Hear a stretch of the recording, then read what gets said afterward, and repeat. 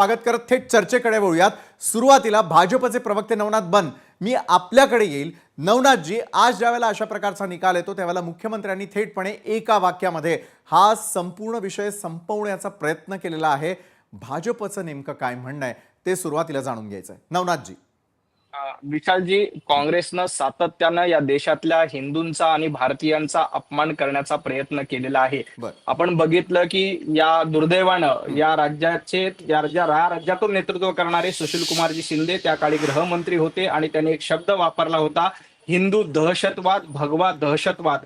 आणि इथल्या हिंदूंना दहशतवादी ठरवण्यासाठीचं कटकारस्थान सातत्यानं काँग्रेसनं रचलं होतं। हिंदूंना बदनाम करायचं आणि एका विशिष्ट समाजाची मतं आपल्याला मिळाली पाहिजे आणि त्यातून आपल्याला सत्तारोहण करायचं, अशा पद्धतीची भूमिका काँग्रेसची सातत्यानं राहिली होती। आणि काँग्रेसच्या या भूमिकेचा पर्दाफाश आणि बुरखा फाटण्याचं काम आजच्या निकालानं झालेलं आहे। इथला हिंदू कधीही दहशतवादी होऊ शकत नाही। देवेंद्रजींनी, महाराष्ट्राच्या आपल्या सर्वांचे लाडके मुख्यमंत्री, यांनी अतिशय उत्तम प्रतिक्रिया दिली आहे की ना हिंदू कधी दहशतवादी होता, ना होणार, ना राहणार। कारण हिंदू सहिष्णू आहे, हिंदू सर्वांना घेऊन जाणार आहे। परंतु काही लोकांनी आपल्या राजकीय स्वार्थासाठी, मतपेटीसाठी, विशिष्ट धर्माचं लांगुल चालन करण्यासाठी, इथल्या हिंदूंना बदनाम करण्यासाठी हिंदू दहशतवाद हा शब्द वापरला। आणि जाणीवपूर्वक राष्ट्रीय स्वयंसेवक संघाचे काही स्वयंसेवक, विश्व हिंदू परिषदेचे कार्यकर्ते, आमच्या प्रज्ञासिंग ठाकूर यांना गोवण्यासाठी अशा पद्धतीचा कट रचला होता। परंतु सरकार, देवाच्या दरबारामध्ये उशीर होईल पण अन्याय कधीच होत नाहीये। हे सत्य परेशान हो सकता है लेकिन पराजित नाही, हे पुन्हा एकदा सिद्ध झालंय।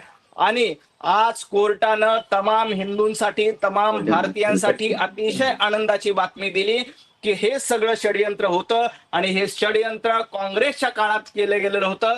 त्यामुळं काँग्रेसने या प्रकरणात संपूर्ण भारतीयांची, हिंदू समाजाची माफी मागितली पाहिजे की मी अशा पद्धतीचं विशिष्ट धर्मांचं लांगुल चालन करण्यासाठी षडयंत्र रचलं होतं आणि आज ते षडयंत्र उघड झालंय। याबद्दल काँग्रेसचे राहुल गांधी असतील, सोनियाजी गांधी असतील, यांनी संपूर्ण देशाची माफी मागितली पाहिजे आणि हिंदू दहशतवादी कधीच नव्हता हे देखील पुन्हा एकदा सांगितलं आपण भाजपची बाजू मांडत असताना आपलं म्हणणं आहे की एका बाजूला कुठेतरी माफी मागायला हवी, मात्र या प्रकरणात देखील राजकारण होतं हे तुम्ही देखील अधोरेखित करताना दिसताय। काँग्रेस प्रवक्ते कपिल ढोके आपल्या सोबत आहेत। कपिलजी, 17 वर्षांनंतर निकाल येतो आणि सगळेजण निर्दोष मुक्त होताना दिसून येत आहेत। भारतीयांसमोर हा प्रश्न आहे की प्रत्येक गोष्टीमध्ये राजकारण शोधायलाच हवं का? एखादं तरी प्रकरण असावं ज्यामध्ये आपण हिंदू, मुसलमान